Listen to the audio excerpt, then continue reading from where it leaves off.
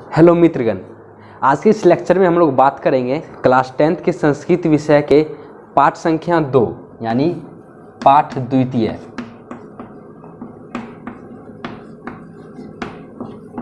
Chapter का नाम है पाटलिपुत्र वैभवम।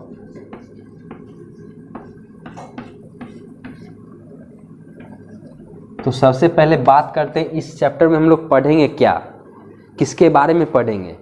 तो इसके नाम से ही पता चलता है कि पाटलिपुत्र वैभवम। हम लोग जानते हैं पाटलिपुत्र मतलब पटना, जानते हैं पाटलिपुत्र का मतलब पटना। और वैभवम, वैभवम मतलब क्या? वैभवम मतलब शोभा यानी सुंदरता, सुंदरता यानी स्पष्ट होता है कि पटना की सुंदरता। यानी इस चैप्टर में हम लोग पढ़ेंगे कि पटना की सुंदरता, पटना की शोभा, पटना की शोभा क्या क्या चीज़ है, इसमें कौन कौन से स्मारक हैं, कौन कौन से वस्तुएं हैं जो लोगों को ध्यान आकर्षित करती है। तो अब इसके अर्थ को हम जानेंगे, संस्कृत के हिंदी अर्थ को जानेंगे काफ़ी सरल भाषाओं में। तो आप देखते रहिए शिवा क्लासेज और चैनल को सब्सक्राइब कर लीजिए ताकि मैं जो वीडियोज डालूंगा वो आप तक पहुंचती रहे। सो अब आगे बढ़ते हैं। तो लिखा गया है बिहार राज्यस्य राजधानी नगरम पाटलिपुत्रम सर्वेषु कालेषु महत्वम धारयत। मतलब बिहार राज्य के राजधानी नगर पाटलिपुत्र यानी पटना, सर्वेषु सभी, कालेषु काल, महत्वम धारयत महत्व को धारण करते हैं। यानी इसका अर्थ क्या हुआ कि बिहार राज्य के राजधानी नगर पटना सभी कालों में महत्व को धारण करता है, महत्वपूर्ण है। तो इससे हम क्या समझे कि बिहार राज्य की राजधानी पटना हुई। और सर्वेषु का अर्थ हुआ, यानी सर्वेषु का शब्दार्थ हुआ सभी, सर्वेषु का अर्थ हुआ हिंदी अर्थ सभी, और कालेषु का काल,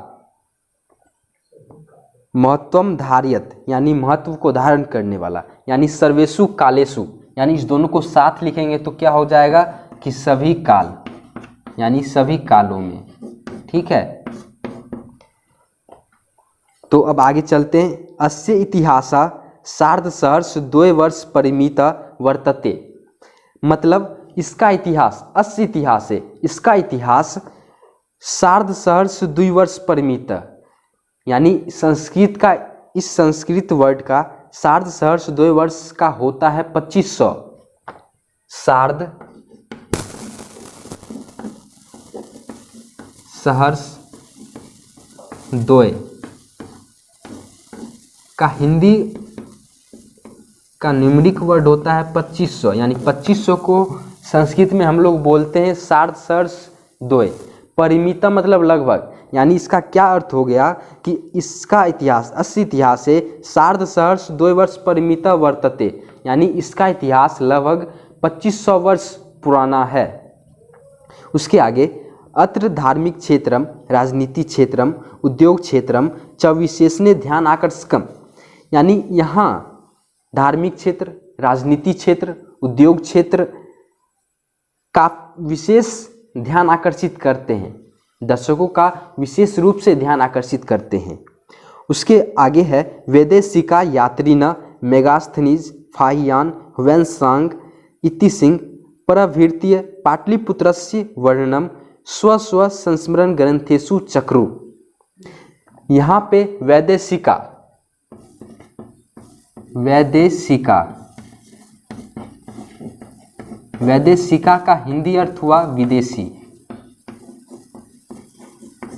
और हम लोग जानते हैं यात्रीना मतलब यात्री, यानी वैदेशिका यात्रीना मतलब विदेशी यात्री। विदेशी यात्री मेगास्थनीज फाहियान वैनसांग इति सिंह प्रवृत्ता मतलब आदि, मतलब विदेशी यात्री मेगास्थनीज फाहियान वैनसांग इति सिंह आदि पाटलिपुत्र से वर्णनम, यानी पाटलिपुत्र का वर्णन स्व स्व अपने अपने एक और शब्दार्थ स्व स्व यानी अपने अपने।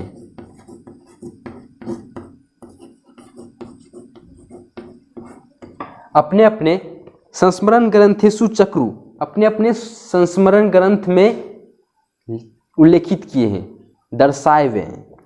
उसके आगे है पाठेस्मिन पाटलिपुत्र वैभवस्य सामान्य परिचयो वर्तते। तो इस पाठ में पाठेस्मिन, इस पाठ में हम लोग पटना के सामान्य परिचय को जानेंगे, सीखेंगे। तो अब आते हैं चैप्टर पे। कहा गया है प्राचीनेषु भारतेषु नगरेश अंत्यम पाटलिपुत्र अनुगंगम वसद विचित्रम महानगरम बभूव। यानी प्राचीन काल में, प्राचीन में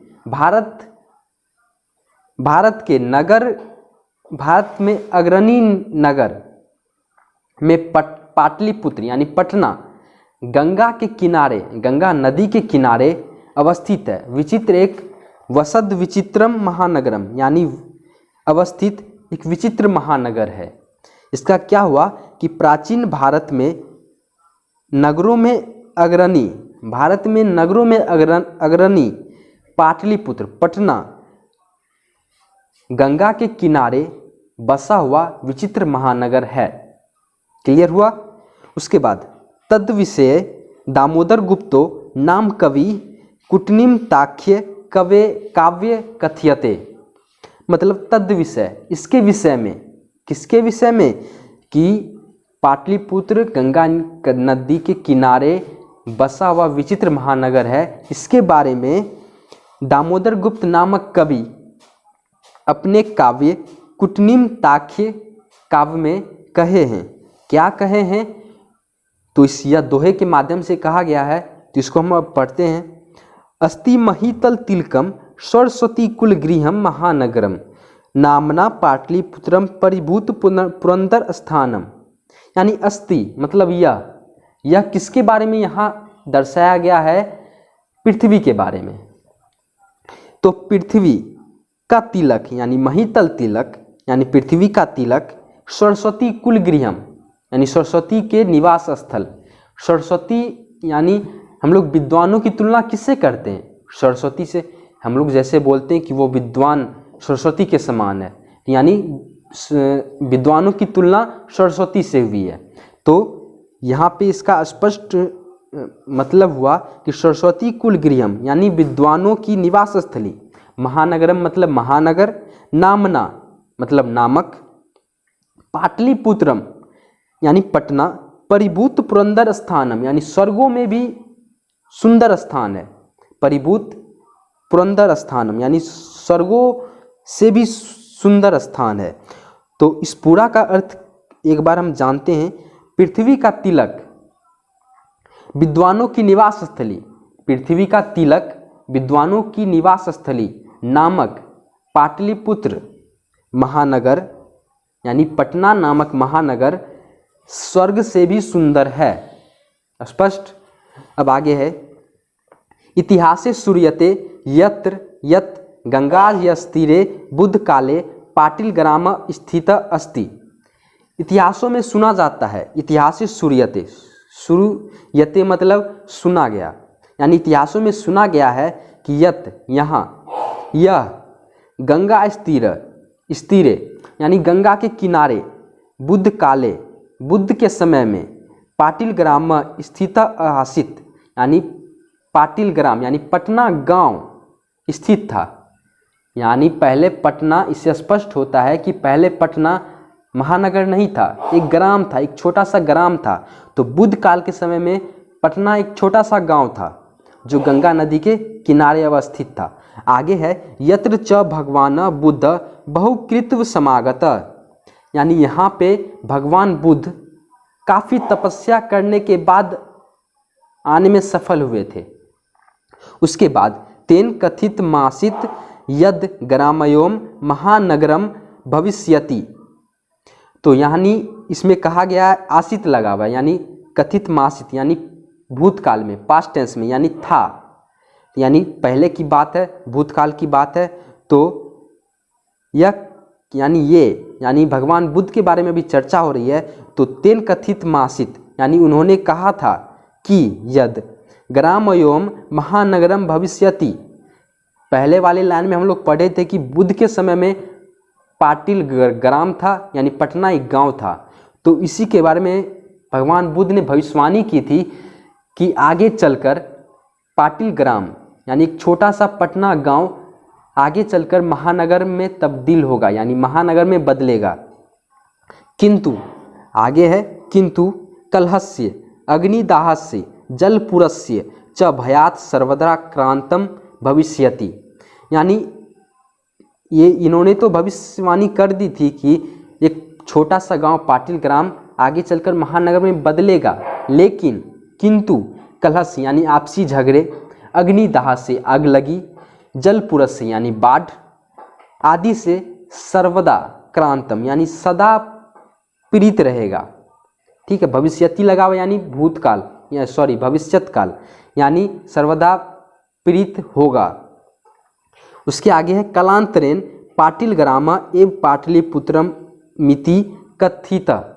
यानी कालांतरेन यानी कालांतर में, यानी जब उन्होंने भविष्यवाणी की थी, भगवान बुद्ध ने भविष्यवाणी की थी कि पाटिल ग्राम एक महानगर बनेगा, जस्ट कुछ कालों के बाद ही ये भविष्यवाणी सच हुई कि एक पाटिल ग्राम एक छोटा सा पटना गांव एक महानगर में बदल चुका था, महानगर बन चुका था।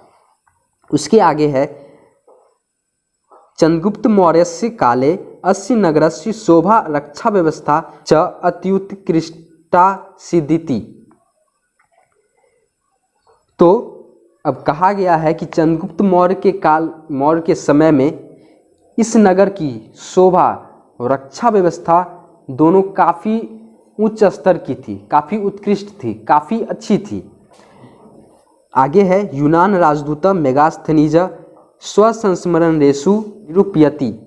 तो कहा गया है कि यूनान राजदूत यानी यूनान देश के राजदूत मेगास्थनीज, यानी क्वेश्चन आ सकता है कि उस समय चंद्रगुप्त मौर्य के समय में यूनान के राजदूत कौन थे?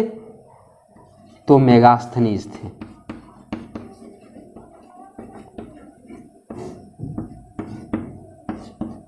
ठीक है, मेगास्थनीज थे।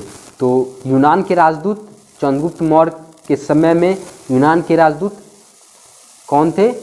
मेगास्थनीज। तो अब आगे है अस्य नगरस्य वैभवम प्रियदर्शिना अशोकस्य समय सुतराम समृद्धम। यानी इस नगर की सुंदरता दर्शकों को प्रिय लगती थी, उनकी ओर आकर्षित होते थे। और आगे है अशोकस्य समय सुतराम समृद्धम, यानी अशोक के समय में, सम्राट अशोक के समय में इस नगर की आर्थिक समृद्धि भी काफ़ी अच्छी थी। और उसके आगे है बहुकालम पाटलिपुत्रस्य प्राचीना सरस्वती परंपरा प्रावर्तत। यानी बहुकालम यानी बहुत समय तक पाटलिपुत्र से पटना के प्राचीन सरस्वती परंपरा यानी सरस्वती परंपरा प्रावर्तत का चलती रही, यानी चलती थी। परावर्तत इसका हिंदी अर्थ हुआ चलती थी।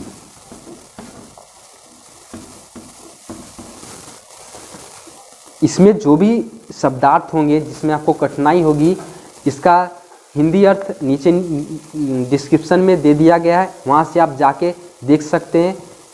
तो अब चलते हैं आगे। तो क्या हो गया इसका अर्थ कि बहुत समय तक पटना के प्राचीन सरस्वती परंपरा चलती रही। ठीक है, उसके आगे इति राजशेखर स्वकाव्य मीमांसा नाम के कवि शिक्षा प्रमुखे ग्रंथे सादरम स्मृति। यानी इति यह राजशेखर, तो राजशेखर नाम है, स्वकाव्य मीमांसा ने अपने काव्य मीमांसा नामक कवि शिक्षा प्रमुख ग्रंथ में आदर यानी आदर के साथ स्मरण किया है, यानी लिखा है। क्या लिखा है? तो यह भी एक दोहे के रूप में है, इसको हम आगे पढ़ते हैं। अत्रोप वर्षा वी पानिनी पिंगला वी वयाडी वर रुचि पतंजलि इह परीक्षिता ख्याति पजगमु। तो क्या हुआ, अत्रोप यानी अत्र, यहाँ उपवर्ष वर्षावी यानी उपवर्ष वर्ष यानी वर्षों वर्षों पूर्व, ठीक है। यानी यहाँ उपवर्ष वर्ष पाणिनि, पिंगल नाम है ये सब, पाणिनि, पिंगल, व्याडी, वररुचि, पतंजलि, ई मतलब यहाँ, परीक्षिता यानी अध्ययन कर, परीक्षा कर यानी अध्ययन कर, ख्याति पुजगमु यानी ख्याति प्राप्त किए, ख्याति अर्जित किए हैं। अब आगे है, कतिपयेषु प्राचीन संस्कृत ग्रंथेषु पुराणादिषु पाटलिपुत्रस्य नामांतरम पुष्पपुरम कुसुमपुरम वा प्राप्यते। यानी कतिपयेषु यानी कुछ, ठीक है। प्राचीन संस्कृत ग्रंथेषु यानी प्राचीन संस्कृत ग्रंथ में, पुराणादिषु यानी पुराणों में, पाटलिपुत्र से पाटलिपुत्र का नामांतरण यानी नामाकरण, पुष्पपुरम कुसुमपुरम वा प्राप्यते यानी प्राप्त हैं। यानी इसका अर्थ हुआ कि कुछ प्राचीन संस्कृत ग्रंथों में, पुराणों में पटना का नामाकरण कुसुमपुर और पुष्पपुर प्राप्त है। यानी कुसुमपुर, उसके बाद दूसरा है पुष्पपुर, पुष्पपुर, ये दोनों नाम उल्लेखित हैं। यानी पूछा जा सकता है कि प्राचीन काल में पटना के कौन से अन्य नाम थे, तो एक कुसुमपुर, एक पुष्पपुर, और भी कई सारे नाम थे, आर्यभट्ट, ये सब। तो इसको भी आप ध्यान में रखेंगे, क्वेश्चन आ सकते हैं बिहार बोर्ड के वार्षिक परीक्षाओं में, तो आपको ध्यान देना होगा। अब आगे है, अनेन ज्ञाते यत् नगरस्यास् समीपे पुष्पानां बहुमूल उत्पादनम भवति सम। अनेन ज्ञाते यानी इससे जानकारी प्राप्त होती है, इससे हमको पता चलता है कि इस नगर में, कि पटना नगर में फूलों की उत्पादकता बहुत अधिक होती थी, बहुत अधिक मात्रा में होती थी। क्योंकि कुसुमपुर, कुसुम मतलब नाम, मतलब फूलों का नाम, फूलों से हम, फूलों को ही हम कहते हैं कुसुम, और पुष्प भी फूलों को कहते हैं। यानी इससे पता चलता है कि इस नगर में फूलों की बहुमूल उत्पादकता होती थी। स्पष्ट। अब आगे है, पाटलिपुत्र मिति शब्दोपि पाटल पुष्पानाम पुतलीकार रचनाम श्रुत्य प्रचलित। यानी पाटलिपुत्र यानी पटना का जो यह शब्द है, यह गुलाब फूलों की रचना लेकर प्रचलित हुआ है। यानी ये जो नाम पड़ा है पाटलिपुत्र, यह एक गुलाब फूलों की गुड़िया यानी एक ग्रुप यानी एक गुठली की रचना लेकर प्रचलित हुआ है। अब आगे है, शरत काले नगरेस्मिन् कौमुदी महोत्सव इति महान समारोह। यानी शरद काल में, शरत काले नगरेस्मिन् इस नगर में, कौमुदी महोत्सव एक महोत्सव था, इति महान यह महान समारोह था, कौमुदी महोत्सव, जो कि गुप्तवंश शासन काले अतीब प्रचलित। अतीब मतलब बहुत, अतीब मतलब होता है बहुत। तो शब्दार्थ को भी आप लोग याद करते रहिएगा, ये भी एग्जाम में पूछे जाते हैं काफ़ी करके ऑब्जेक्टिव टाइप क्वेश्चंस में। तो जैसा कि मैंने बताया कि शब्दार्थ का लिंक नीचे डिस्क्रिप्शन में दिया गया है, तो वहाँ आप जाके देख सकते हो। तो अब आगे है कि शरद काल में इस नगर में, शरद काल के समय में इस नगर में एक महान समारोह कौमुदी महोत्सव गुप्त शासन काल में जो बहुत प्रचलित हुआ था। कौन सा महोत्सव था? तो कौमुदी महोत्सव। उसके आगे है, तत्र सर्वे जना आनंद मग्ना अभुवन। यानी उस समय, तत्र मतलब वहाँ, उस समय यानी कौमुदी महोत्सव के दौरान, सर्वे जना सभी लोग, आनंद मग्ना अभुवन सभी लोग आनंद मगन होते थे। तो आगे है, संप्रति यानी आजकल दुर्गा पूजा अवसरे तादृश एवं समारोह दृश्यते। यानी जैसे कि आजकल दुर्गा पूजा के अवसर में लोग प्रसन्नित होते हैं, ठीक उसी प्रकार गुप्त वंश शासन काल में शरद ऋतु में होने वाले कौमुदी महोत्सव में भी उसी प्रकार सभी लोग आनंदमगन थे। ठीक है, अब आगे है कालचक्र अवसाद। यद्यपि मध्यकाले पाटलिपुत्रम वर्ष सहर्ष परिमितम जीर्णताम अनुभूत। ठीक है, तो इसका अर्थ हुआ कालचक्र अवसाद यानी कालचक्र के वश में, कालचक्र वसाद यानी कालचक्र के वश में।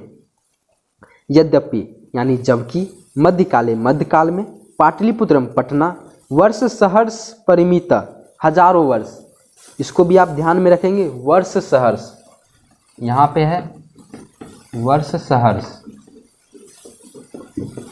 इसका क्या हुआ हजार, यहाँ पे द्वि लगा था तो 2, ठीक है, 2000, सार्ध है तो 25 यानी 500 सार्ध। तो इससे भी आप, इस दोनों में आप ध्यान में रखोगे, ये भी पूछा जाता है तो आप ध्यान में रखोगे। उसके बाद है जीर्णताम अनुभूत यानी हजारों वर्ष तक जीर्णशीर्ण रहा। ठीक है, मतलब कालचक्र के वश में आकर मध्यकाल में पटना यानी यह नगर, महानगर पटना काफ़ी हजारों वर्ष तक जीर्णशीर्ण पड़ा रहा। ठीक वैसे ही मतलब इधर उधर पड़ा रहा। जैसे हम लोग जानते हैं कि नालंदा विश्वविद्यालय में आग लगी थी तो वहाँ काफ़ी सारे ग्रंथ जल चुके थे, तो इससे पटना का विकास रुक गया था और धीरे धीरे पीछे चलता रहा। तो उसी के बारे में जिक्र है।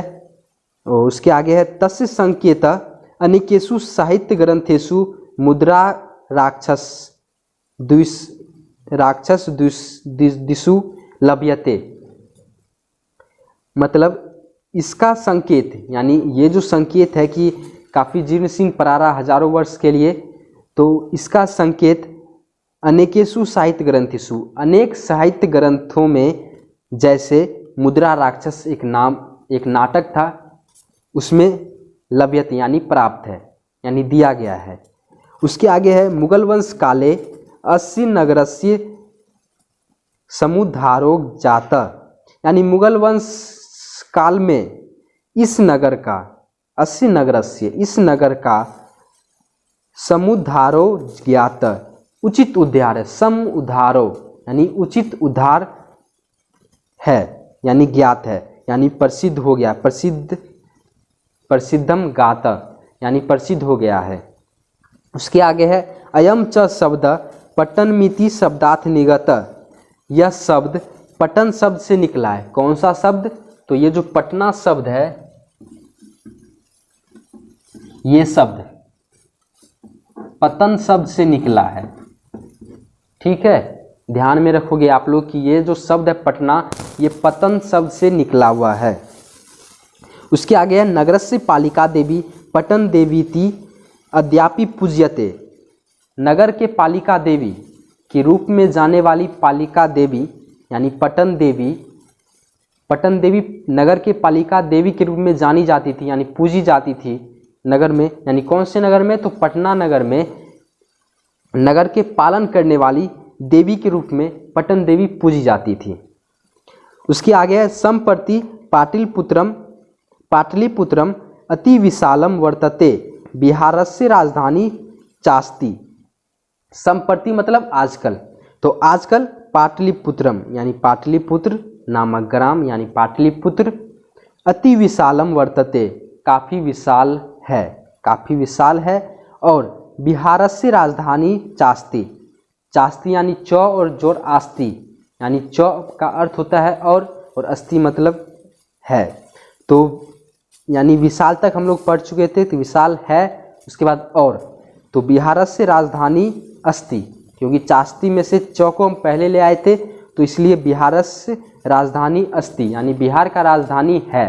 तो इसका पूरा का अर्थ हो गया कि आजकल पाटलिपुत्र काफ़ी विशाल है और बिहार का राजधानी भी है। उसके बाद अनुदिनम नगरस्य विस्तारम भवति। अनुदिनम यानी आने वाले दिन में इसका और भी विस्तार हो रहा है और भी विकास हो रहा है। उसके बाद अस्यो उत्तरस्याम दिशि गंगाए नदी प्रवाहिते, यानी इसके उत्तर दिशा में, पटना के उत्तर दिशा में गंगा नदी प्रवाहित होती है। ये भी एग्जाम में पूछे जाते हैं कि पटना नगर में, पटना महानगर में गंगा नदी किस दिशा में बहती है, किस दिशा में प्रवाहित होती है, तो उत्तर दिशा में प्रवाहित होती है। उसके बाद है तस्य उपरि गांधी सेतुर नाम एशिया महादेशस्य दीर्घतम सेतु किंच रेलयान सेतुरपि निर्माय मानो वर्तते, यानी तस्य उपरि, इसके ऊपर गांधी सेतु, यानी गांधी सेतु पुल, यानी गांधी सेतु नामक एक पुल जो एशिया महादेश का दीर्घतम यानी सबसे बड़ा पुल है, यानी सबसे एशिया का सबसे बड़ा पुल कौन सा है? गांधी सेतु।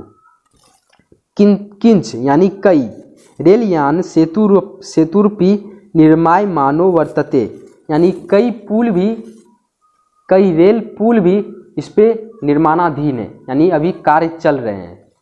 तो उसके बाद है नगरेस्मिन उत्कृष्ट संग्रहालय, उच्च न्यायालय, सचिवालय, गोलगृहम, तारामंडलम, जैविकोद्यानम, मौर्यकालिक अवशेष, महावीर मंदिरम इत्यति दर्शनीया सन्ति, यानी नगरेस्मिन, इस नगर में, नगरे जोर अस्मिन यानी इस नगर में उत्कृष्ट संग्रहालय यानी अच्छे संग्रहालय, उच्च न्यायालय, सचिवालय, गोलघर, तारामंडल, जैविक उद्यान का हिंदी अर्थ होता है चिड़ियाघर, मौर्यकालिक अवशेष यानी मौर्य काल के समय के अवशेष, जो बचे हुए अवशेष थे उसका भी संग्रह, महावीर मंदिर, इत्यते दर्शनीया अस्ति इत्यादि, ये सब दर्शन योग्य, देखने योग्य स्थल हैं।